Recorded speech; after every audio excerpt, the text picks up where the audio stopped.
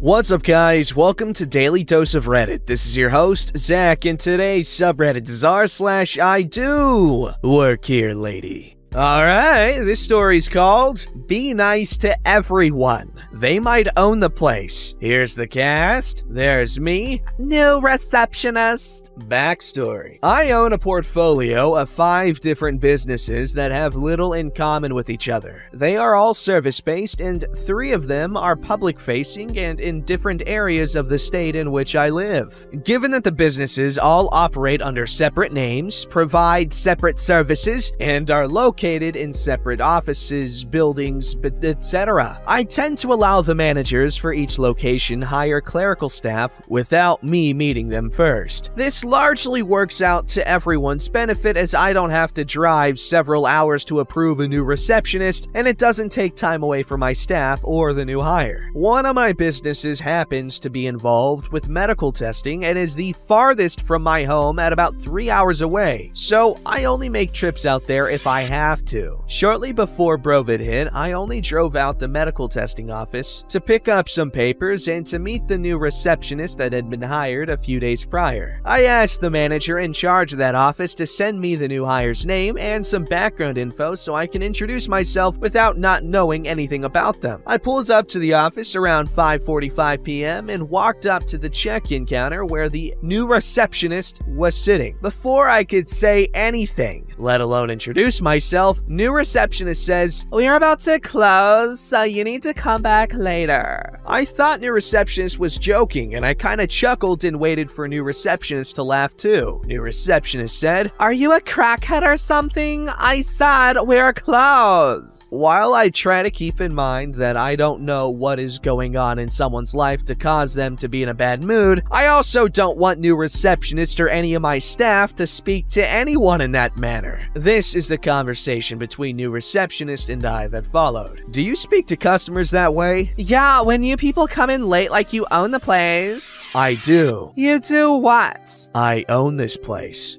I show her the badge that states I'm the owner. "I'd like to see you in my office now." New receptionist's eyes got very wide as she watched me swipe my badge, thus unlocking the door that leads from the lobby to the staff area. I passed the manager's office and told her to follow me to my office, which she did. The manager, new receptionist, and I sat down in my office, and I explained the situation to the manager. I then explained to new receptionist that our office gets people from all walks of life and in all types of situations, and that I don't tolerate any of my staff speaking to people in such a manner when they are representing my business. I asked the manager to draft termination papers while I had a final check made out to new receptionist. When we settled all the formalities of firing new receptionist, I handed her the check, which she grabbed out of my hand and tried to storm out of the building. However, by the time we finished, it was past 6:00 p.m., which is when the office closes and the front door automatically locks and requires an employee badge to unlock. As such, when new receptionist tried to open the door, it was locked. And when she tried to swipe her badge, the little red light just blinked because her badge was no longer active. The manager ended up having to swipe her badge to let new receptionist out, to which new receptionist mumbled thanks and left. Yikes. Jeez. I don't know what to say. Just bad move on the receptionist's part, man. Bad move. Also, good move on OP's part for, recognizing a bad, you get what I'm saying. Alright, this story's called No Ma'am, I Am Not Impersonating Myself, I Am Definitely Me. The story of karma/revenge against a very angry woman in a chip store. Chip shop, sorry. Chip store. I don't know why that's so much funnier than a chip shop. It's the difference between a shop and a store is that shops, they make the stuff? Or am I just dummy? I think I'm dummy. I posted this in another sub, but was directed here as a cross post and thought you might enjoy this story too. This one takes place on a late afternoon shift, just before the dinner rush, so we had a manager and 2 servers, including myself. An important note for this story is that I used to have my hair dyed a bright blue color for a lot of my time working at the shop. but I'd recently dyed it back to natural brown as I was making uni applications, and it was generally seriously high maintenance when you had to wash it every day as the color ran out way too fast. So we're all going about our business, taking orders and getting ready for the dinner rush. This lady comes in with her kids. Now, she's a regular. Not a friendly regular, but we typically see her a few times a week. I take her order and my colleague starts making up her food. As I'm packing it up, she seems annoyed,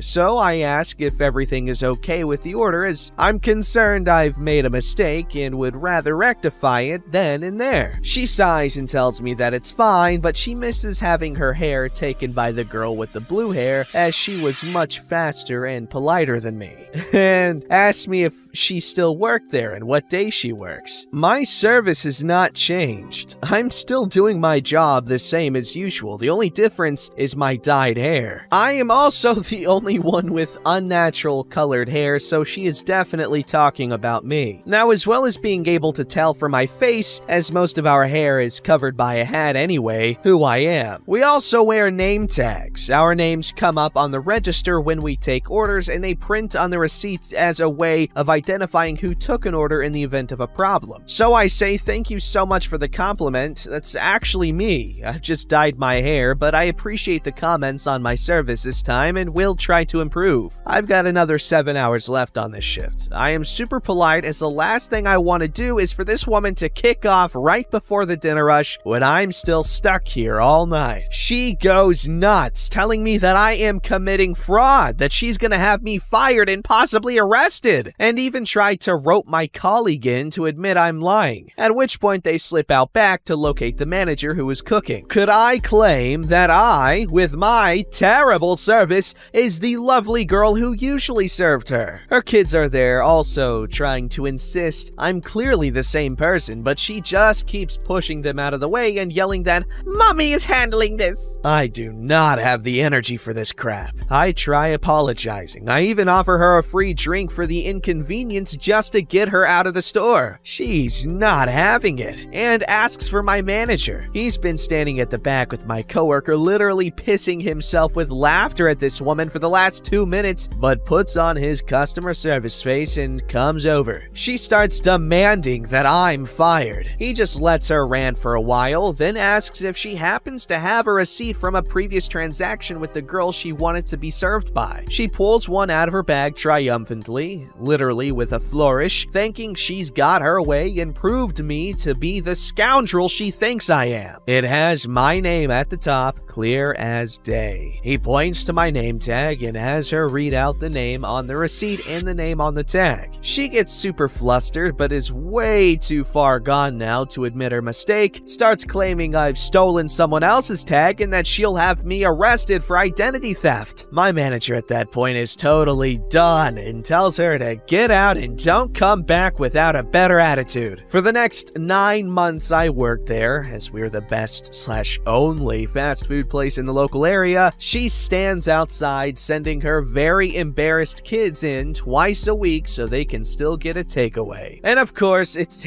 England in the winter. It rains a lot. What?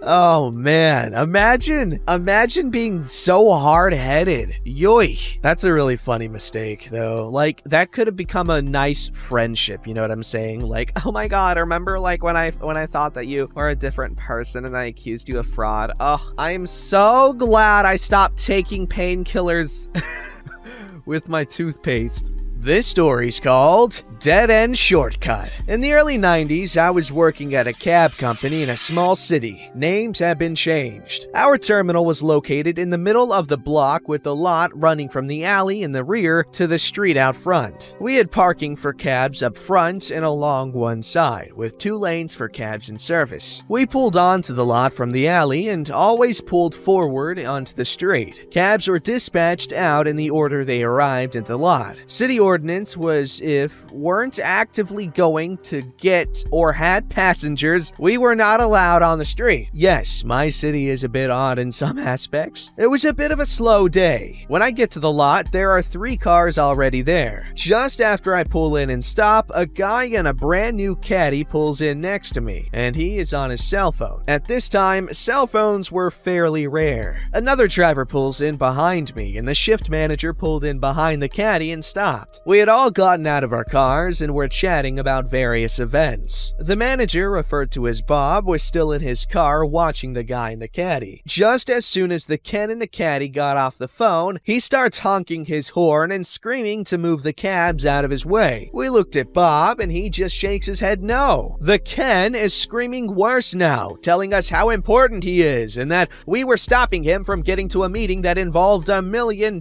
project. We looked at Bob and he explained to Ken that it was a private lot and he should have paid attention to where he was going. The guy yelled at Bob that it's an alley. Bob told him that since when does an alley have a gas pump on it, and pointed to the pump we used to fill up after shift. The guy started yelling that he was gonna call the police and that he knew the chief. The owner of the company was a retired chief of detectives.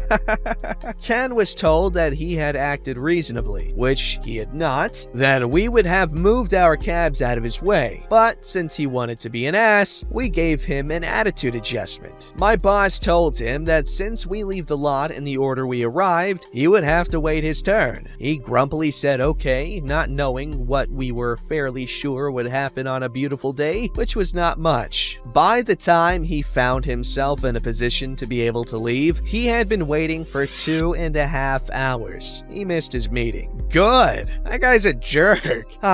Guys, there's so much that can be solved by just being polite. But there are other things that being polite will just get you in a deeper hole. So, you gotta know when to be polite and when to be a jerk. But most of the time, it's better to be polite. And if you don't know when you should be a jerk, you probably shouldn't be a jerk ever. Because, I mean, that can get you in way more trouble than being polite if you do it at the wrong time. Alright, this story's called I Have a Ticket, but I also participated in your training. This story happened pre-Brovid. I worked at an entertainment venue that brings in tens of thousands of people for events. There are multiple ticket options, from your standard ticket to premium and very premium options. I hold a senior level role that allows me to go into almost any area of the venue with my badge. Badges are color-coded and my badge is the rarest employee badge color. Ew! Some roles require badges to be displayed at all times. My role does not. Ew! But I do wear it sometimes and always show it to enter restricted areas when I'm working. I also do not wear a uniform. This guy's got it made! We do mass hiring to staff the venue, and when we do, we host training days where they have people in roles like mine come and talk to the new hires. I play a fairly large role in the training, so new hires see me several times, and my picture is in some of the materials.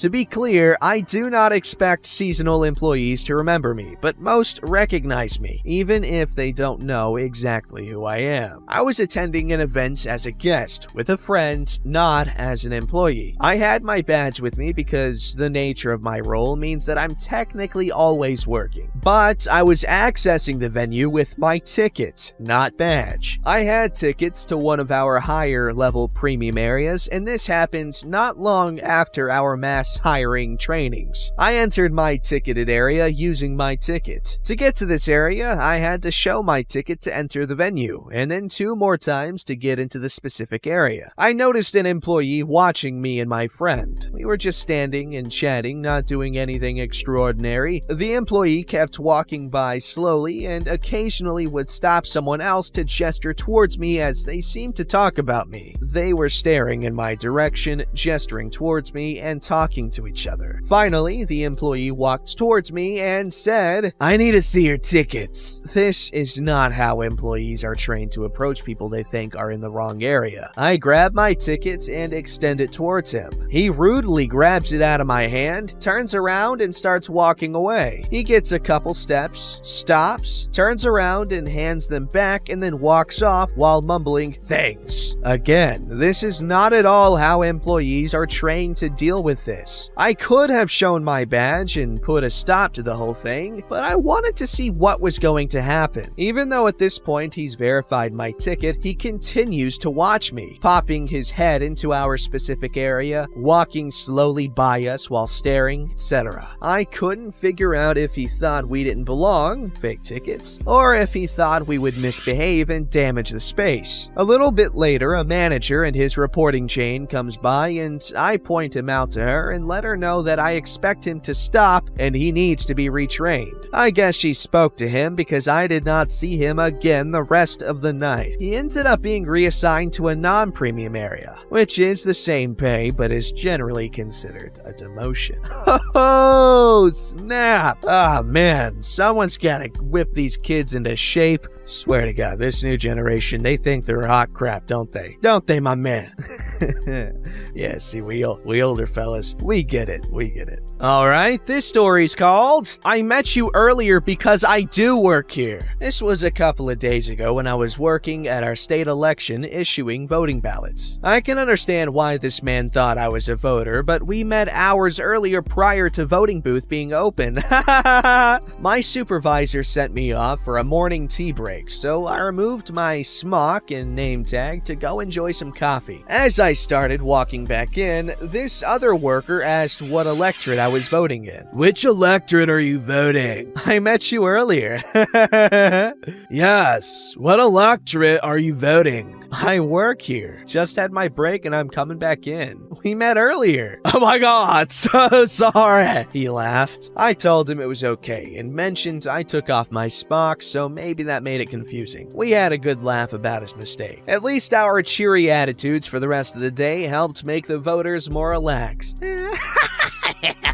Edit, just to clarify, I apply to work every election, so the workers change from time to time. I work in the private sector for my usual job. That's such a cute story, and thank you for helping out with the voting. That's so... I don't know why I'm doing that voice. It's really nice, really cool, very nice. Vote. You should vote. Even though it's way too late to vote, you should still do it. I'm sure they'll appreciate the sentiment.